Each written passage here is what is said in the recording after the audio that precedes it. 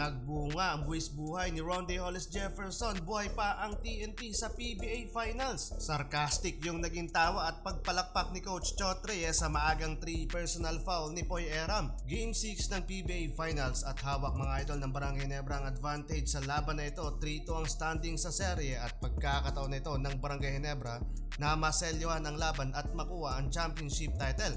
Habang naging do or die game pa ito para sa TNT Tropang Giga at hope so magkaroon ng magandang chemistry ang TNT matapos humingi ng tawad etong si Poy Eram sa TNT at kay Coach Chot Reyes sa kabilang isyong kinasangkutan niya at eventually naging dahilan pa ng pagkatalo sa Game 3, 4, and 5 sa kamay ng Ginebra. Nandito nga pala si Jason Castro para magbigay suporta at lakas sa TNT Tropang Giga.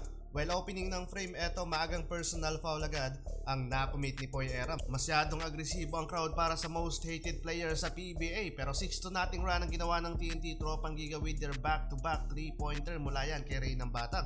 Pero eto maaga pa ang lala ng sinapit ni Poy Eram. 3 personal foul na sa loob lamang lang yan ng 3 minutong nakalipas dito sa first quarter.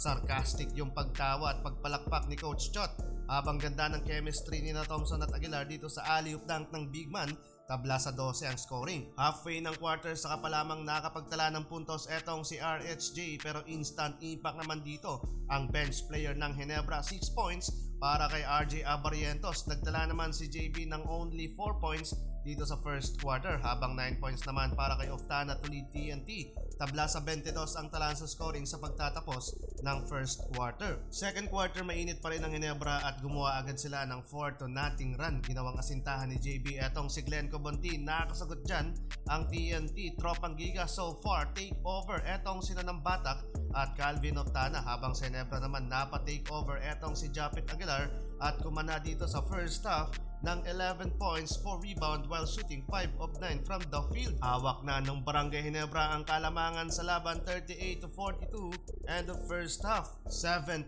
run para sa TNT dito sa second half. Agresibo ang TNT mga idol and just like that, taking the lead na ang TNT Tropang Giga kaya agad napa-timeout si Coach Tim sa mainit na bukana dito ni Stingray at finally nakabutas pa ng puntos etong si RR Pugoy na may 1 of 6 field goals so far at mula naman sa 3 ni RJ Abarrientos na buhayan ang Barangay Ginebra at muling naidikit ang talaan sa scoring. Step up ang rookie mga idol pero lamang ng 1 point ang TNT sa third quarter. Last quarter, baliktad na ang laban at TNT Tropang Giga naman ang gumawa ng 8-0 run, 10 points lead under 10 minutes ng quarter. Biggest lead yan mga idol ng TNT Tropang Giga. Pinatahimik pa ni Poy Eram ang Ginebra fan sa arena mula sa kanyang corner 3-pointer. Buhay pa ang TNT, tabla na ang serye at aabot pa nga sa Game 7.